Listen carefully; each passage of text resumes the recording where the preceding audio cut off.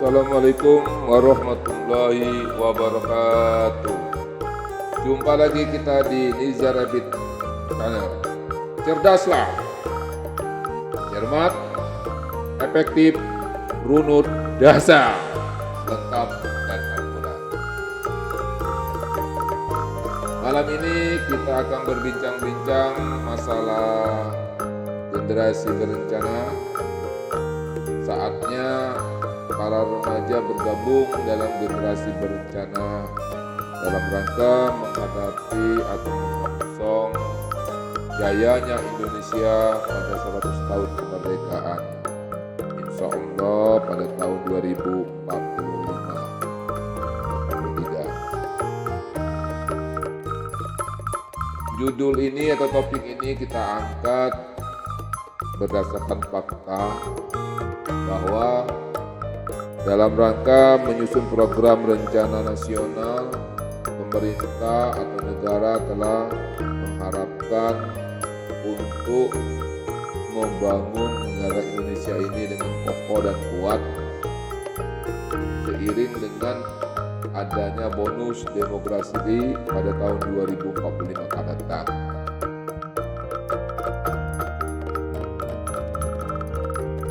Fakta yang menunjuk menurut WHO, jumlah remaja itu di dunia hampir mendekati 1,8 miliar. Sementara di Indonesia pada tahun 2025 nanti, jumlah remaja mendekati angka 64 juta atau sebesar 28,6%. Artinya, kaula remaja sangat dominan dan banyak. Artinya ini perlu di-manage, perlu kita arahkan sehingga pembangunan berorientasi kepada remaja dalam rangka memperkuat jati diri remaja untuk menyongsong pembangunan Republik Indonesia. Remaja sebagai penentu negara, tulang punggung negara. Masa depan harus diperhitungkan dengan direncanakan seoptimal mungkin. Sahabat Nizar Rabbit yang berbahagia, mudah-mudahan malam ini kita berbincang-bincang bisa memberi pencerahan sehingga teman-teman atau adik-adik, anak-anak remaja segeralah bergabung ke forum generasi berencana ini. Nanti diperkirakan pada tahun 2045 nanti rasionya akan terjadi 100 berbanding 46. Artinya dalam 100 remaja sekarang atau usia produktif akan datang akan menanggung beban orang tua sebanyak 46.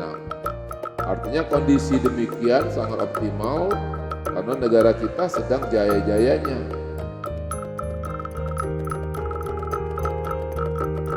Namun jangan lupa bahwa tantangan dalam menghadapi bonus demografi ini ada beberapa hal yang harus kita perhatikan.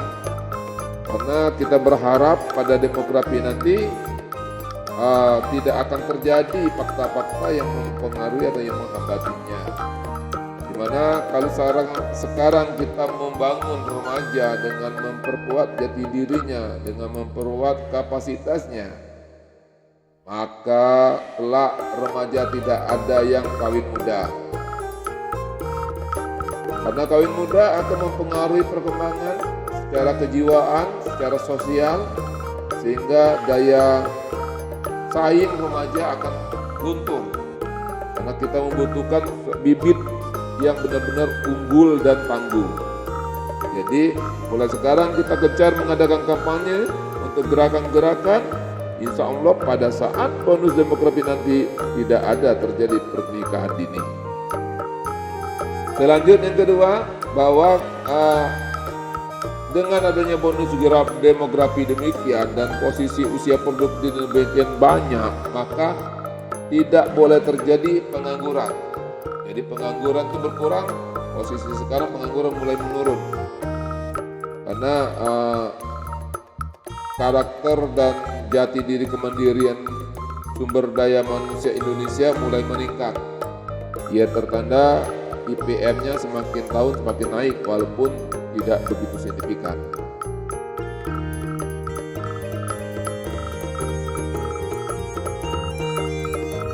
Selanjutnya juga bahwa posisi yang menguntungkan juga nanti tidak akan terjadi putus sekolah.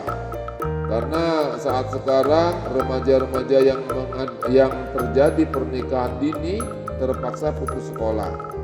Nah, dengan adanya tidak ada pernikahan muda, pernikahan dini, otomatis putus sekolah tidak akan terjadi. Hal ini akan menguntungkan kita. Dan yang selanjutnya nanti remaja pada usia tahun 2045 nanti menjadi beban untuk menanggung orang tuanya yang telah di awal telah saya jelaskan 100 berbanding 46 rasionya. Dan yang kelima, nanti akan tergambar bahwa angka kematian ibu, kematian bayi akan menurun. Selanjutnya menurun juga angka kehamilan tidak diinginkan. Nah, jadi keenam inilah akan menjadi bonus demografi apabila kita nyusun rencananya benar dan tepat.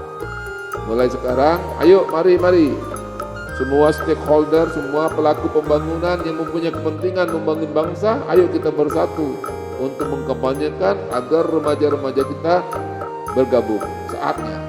Oke, saya akan menyajikan beberapa fakta data yang menurut data hasil SDKI tahun 2017 bahwa usia hubungan seksual pertama kali di kalangan remaja ini kondisi sekarang masih. Nah, ini akan kita tekan, akan kita upaya untuk menghilangkan ini supaya ini jangan terjadi. Ini fakta, ini merupakan data awal kita bahwa usia antara 11 sampai 14 tahun itu berimbang antara laki-laki perempuan 6%. Sementara pada usia 15 sampai 19 tahun itu lebih dominan laki-laki yang melakukan hubungan seks pertamanya, sedangkan perempuan yaitu baru 59%, sedikit. Nah, jika untuk tahun 2000 untuk umur 20 sampai 24 tahun justru yang banyak ada wanita yaitu 22%. Nah, ini itu gambaran untuk kondisi saat ini. Mudah-mudahan survei yang ke depan akan terjadi penurunan.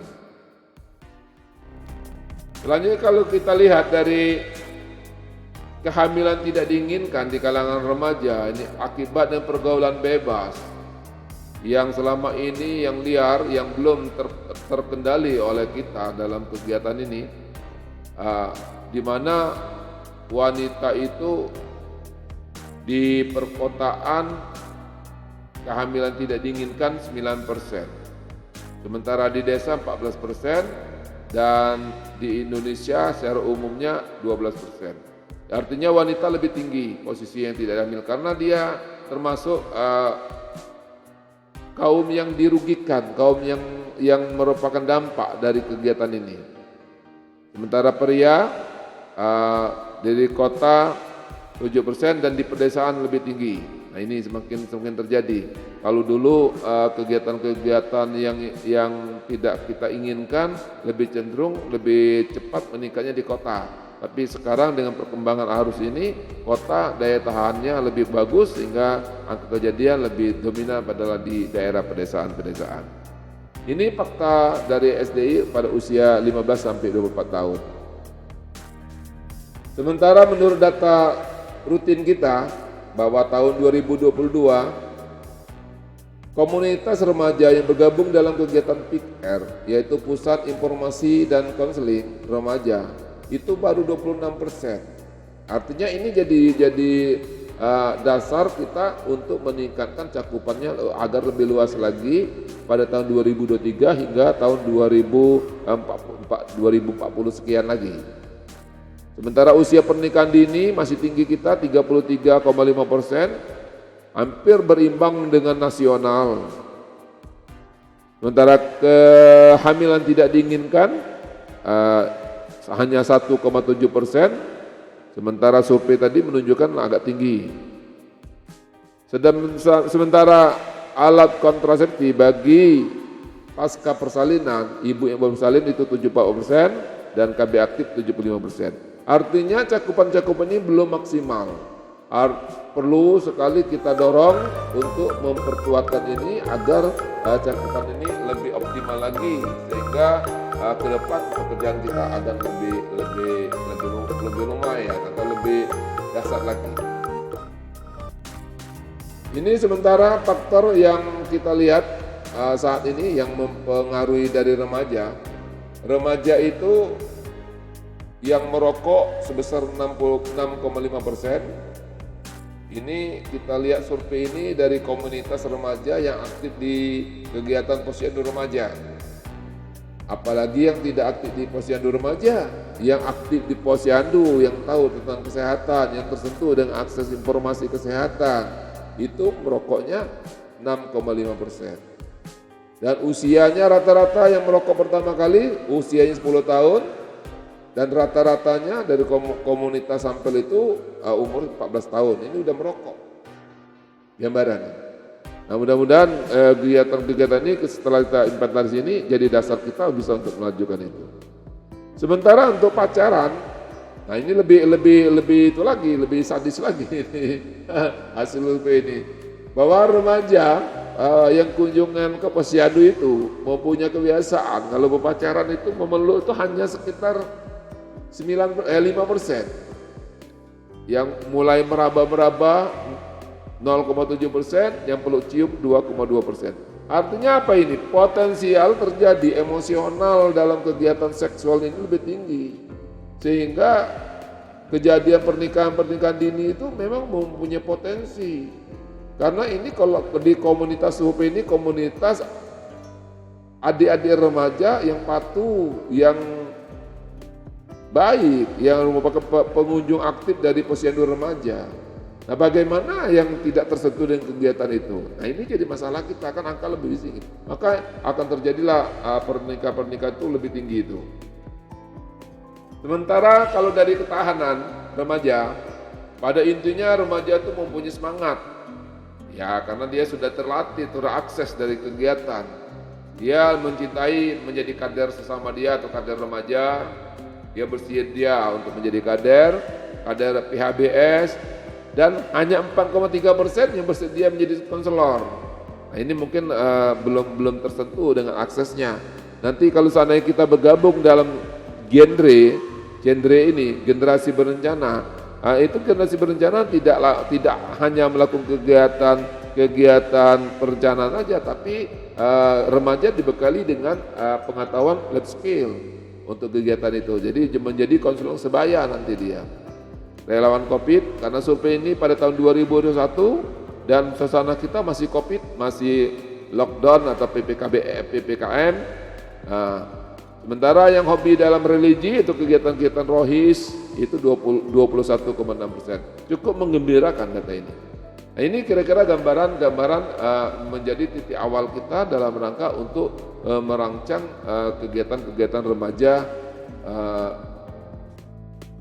Nah, sementara ini kita lihat dari fakta yang kita lihat ini bahwa hal yang menyebabkan bahwa remaja itu agak kurang dengan kepeduliannya dengan kegiatan-kegiatan kesehatan dia, sehingga kesehatan itu akan mempengaruhi kondisinya. Ini posisinya remaja mendekat calon pengantin, itu dari hasil survei bahwa remaja masih tinggi angka aneminya, anemi itu kurang darah. Nah, sementara yang keseimbangan karena diet itu diukur dengan IMT, itu rasio antar tinggi badan dengan berat badan. Itu kalau yang kurang dari 18,5 cm itu menunjukkan bahwa angka IMT-nya rendah, jadi statusnya kurang gizi gitu. Sementara kek juga 19% yang mengalami kek gitu.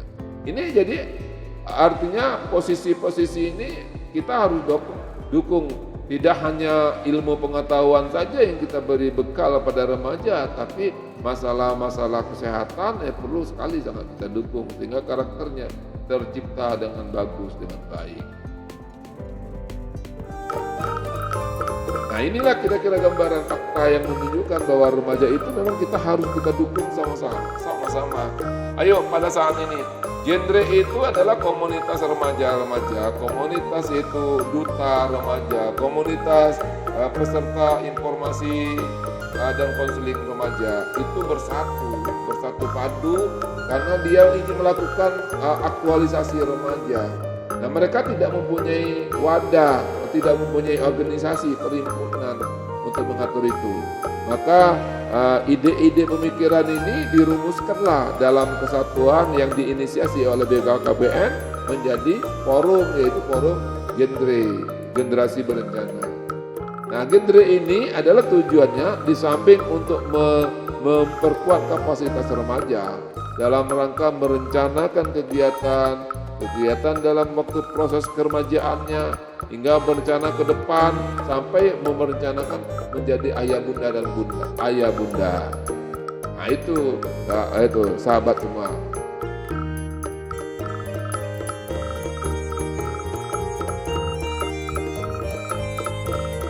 Namun sini kita perlu perhatikan juga di dalam genre ini mereka tidak hanya dibekali dengan pengetahuan dasar saja, bagaimana pandangannya untuk meningkatkan karakter dia dengan kegiatan-kegiatan seperti penyuluhan, edukasi.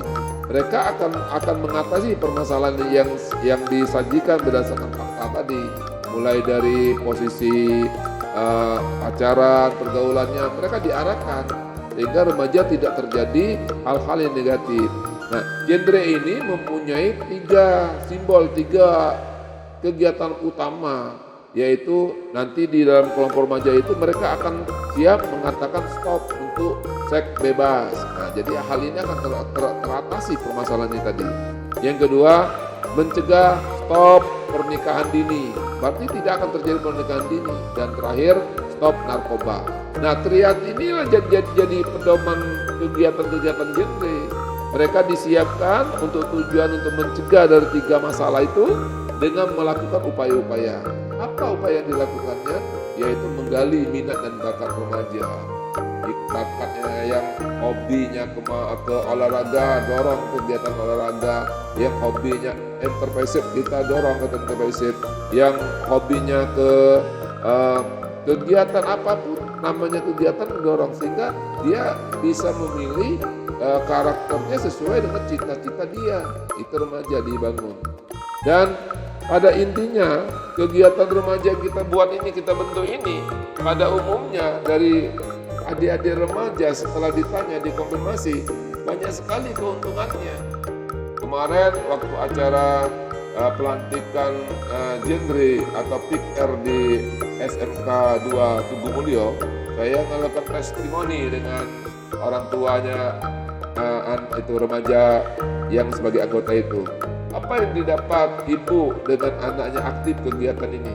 Ternyata luar biasa, kata ibu. Saya merasa syukur, saya bangga sekali dengan anak saya. Setelah dia mengikuti kegiatan ekstrakurikuler ini, Pak, anak-anak itu rasa tanggung jawabnya tinggi. Itu mantap, barangkali. Yang selanjutnya daya disiplinnya Pak tinggi. Sudah tuh mandiri juga dia. Nah ini artinya banyak hal yang diuntungkan bagi remaja.